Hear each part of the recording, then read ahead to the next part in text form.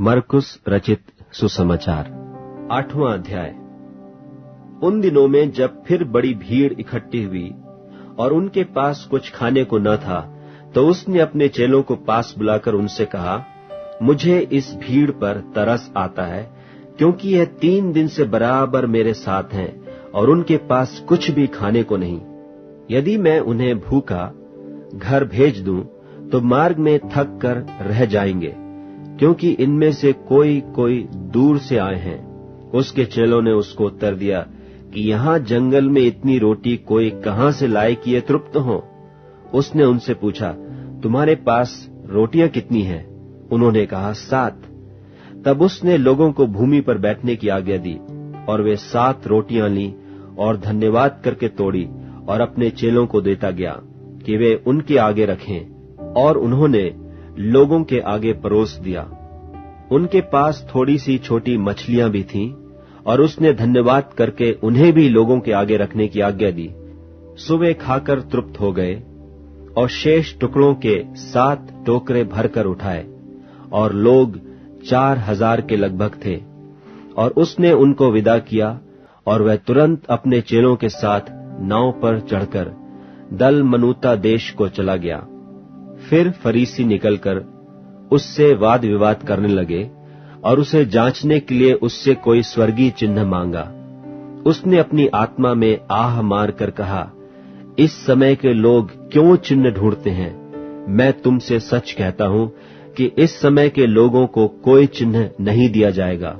और वह उन्हें छोड़कर फिर नाव पर चढ़ गया और पार चला गया। और वे रोटी लेना भूल गए थे, और नाव में उनके पास एक ही रोटी थी। और उसने उन्हें चिताया कि देखो, फरीसियों के खमीर और हेरोदेस के खमीर से चौकस रहो। वे आपस में विचार करके कहने लगे कि हमारे पास तो रोटी नहीं है। यह जानकर यीशु ने उनसे कहा, तुम क्यों आपस में यह विचार कर रहे हो कि हमारे पास रोटी नहीं? क्या अब तक नहीं जानते और नहीं समझते? क्या तुम्हारा मन कठोर हो गया है? क्या आंखें रखते हुए भी नहीं देखते और कान रखते हुए भी नहीं सुनते? और तुम्हें स्मरण नहीं कि जब मैंने 5000 के लिए 5 रोटी तोड़ी थी, तो तुमने टुकड़ों की कितनी टोकरियां भरकर उठाई? उन्होंने उससे कहा, 12 टोकरियां। और जब 4000 के लिए 7 रोटी थी, तो तुमने टुकड़ों के कितने टोकरे भरकर उठाए थे? उन्होंने उससे कहा, 7 टोकरे। उसने उनसे कहा, क्या तुम अब तक नहीं समझते?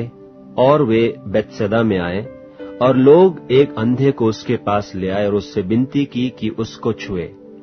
वह उस अंधे का हाथ पकड़कर उसे गांव के बाहर ले गया, और उसकी आंखों में थूक कर उस पर हाथ रखे, और उससे पूछा, क्या तू कुछ देखता है? उसने आंख उठाकर कहा, मैं मनुष्यों को देखता हूं, क्योंकि वे मुझे चलते हुए दिखाई देते हैं जैसे पेड़।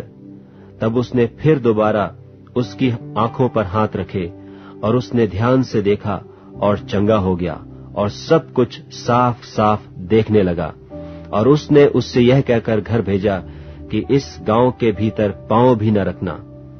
यीशु और उसके चेले कैसरिया फिलिप्पी के गांव में चले गए, और मार्ग में उसने अपने चेलों से पूछा कि लोग मुझे क्या कहते हैं? उन्होंने उत्तर दिया कि यूहन्ना बपतिस्मा देने वाला, पर कोई कोई एलिया, और कोई कोई भविष्यद्वक्ताओं में से एक भी कहते हैं। उसने उनसे पूछा, परंतु तुम मुझे क्या कहते हो? पतरस ने उसको उत्तर दिया, तू मसीह है। तब उसने उन्हें चिताकर कहा कि मेरे विषय में यह किसी से न कहना। और वह उन्हें सिखाने लगा कि मनुष्य के पुत्र के लिए अवश्य है कि वह बहुत दुख उठाए, और पुरनिये और महायाजक और शास्त्री उसे तुच्छ समझकर मार डालें, और वह 3 दिन के बाद जी उठे। उसने यह बात उनसे साफ साफ कह दी। इस पर पतरस उसे अलग ले जाकर झिड़कने लगा, परंतु उसने फिरकर और अपने चेलों की ओर देखकर पतरस को झिड़क कर कहा कि हे शैतान, मेरे सामने से दूर हो, क्योंकि तू परमेश्वर की बातों पर नहीं, परंतु मनुष्यों की बातों पर मन लगाता है। उसने भीड़ को अपने चेलों समेत पास बुलाकर उनसे कहा, जो कोई मेरे पीछे आना चाहे, वह अपने आपे से इनकार करे और अपना क्रूस उठाकर मेरे पीछे हो ले। क्योंकि जो कोई अपना प्राण बचाना चाहे वह उसे खोएगा, पर जो कोई मेरे और सुसमाचार के लिए अपना प्राण खोएगा वह उसे बचाएगा।